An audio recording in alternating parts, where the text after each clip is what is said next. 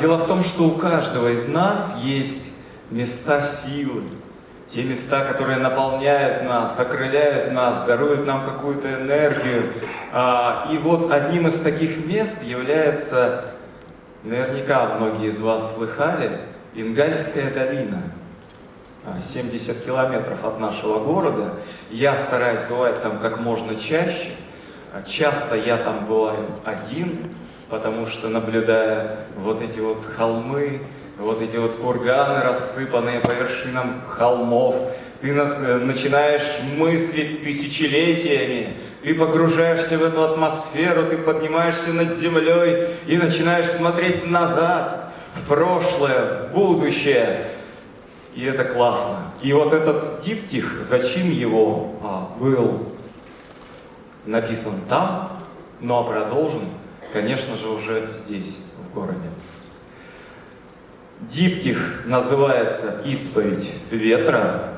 Я не буду называть часть первая, часть вторая. Я буду просто показывать, да, то есть вот это будет означать первая часть, соответственно, вот это вторая часть.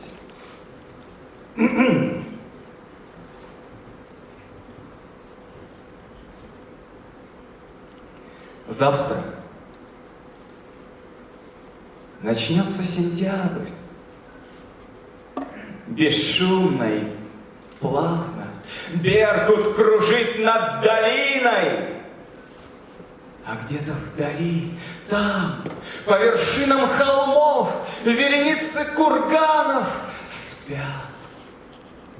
И о чем-то своем шелестят ковыли. Ветры играют на травах, как пальцы на флейтах. Вспомнит ли нынче былая долина царей? Кто здесь влюблялся и кто здесь слагал куплеты? Кто города возводил, укращая борей? Мир никогда не избавит себя от тщеславия. Вечен и неотвратим передел границ. Что будет здесь через пару веков? Не представить. Может быть, снова золотая столица столиц, камни, свидетели краха великих империй. Сколько Аттил и Магогов бывало здесь. Ветром,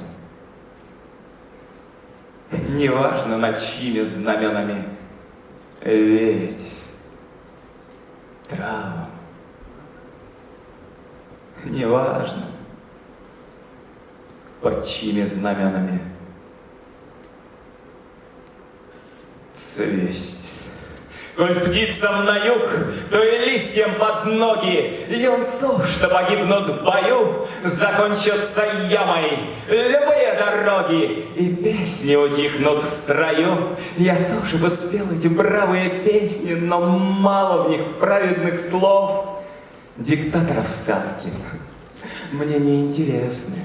Свобода — мое ремесло. Растут города, с каждым днем все заметней. Жиреет придворная знать, а я разношу вам холеру и сплетни, лишаю мещанского сна. Задернуто небо полотнами истин, чьи демоны не по нутру. Собаки блюют обескровленной жизнью и снова бредут в конуру.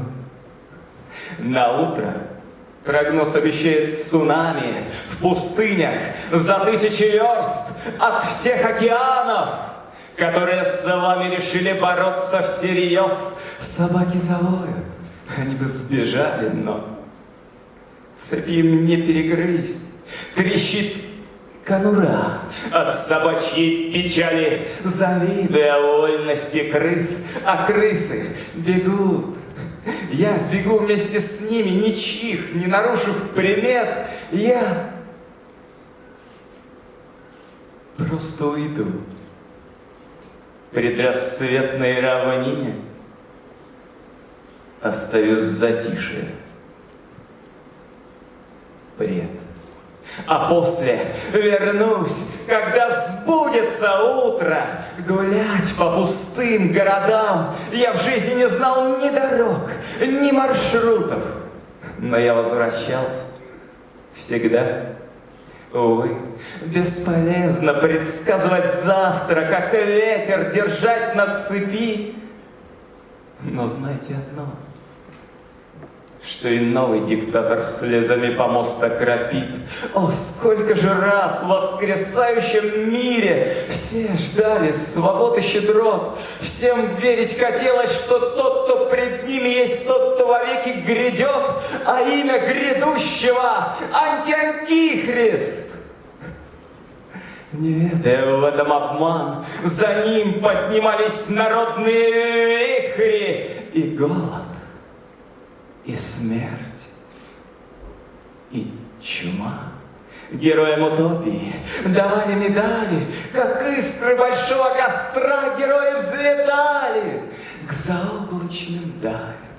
Тот час, обращаясь во прах, эй, где вы теперь, головешки на блюде, векам не упомнить всех лиц?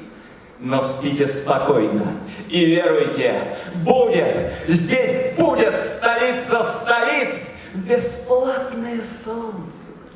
Пока что бесплатно. И ветер, и в поле трава, на ваших обглоданных ребрах, ребята. Мотивчик сыграл бы я вам, такой, под который колбасятся боги. Но жаль, в мире нет столько нот. Коль птицам на юг,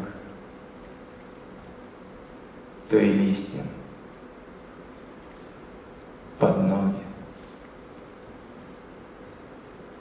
гремящим цепями, бредущим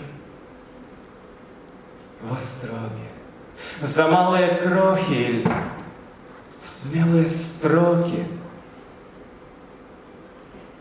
влачащим на шеях кровящих колодки, скулящим куплеты про Норд.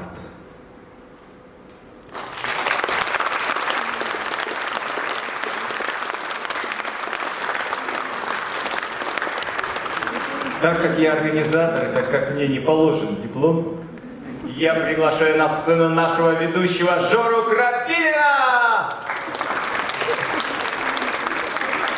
Не уходи, не уходи. Хорошо читаю, да? Когда мы были на радио, я хочу вам объяснить, это шоу «Чемодан Менделеева», там два умных человека и одна девочка такая, знаете ли, типа, мол, фотомодель. И она все время: зачем вы пришли, кому нужна ваша поэзия? Я последний раз стихотворение читала в 8 классе, когда меня заставляли. И там Владимир прочитал 8 строк, она 15 минут просто сидела и так вот у него глазами: так вот это что такое?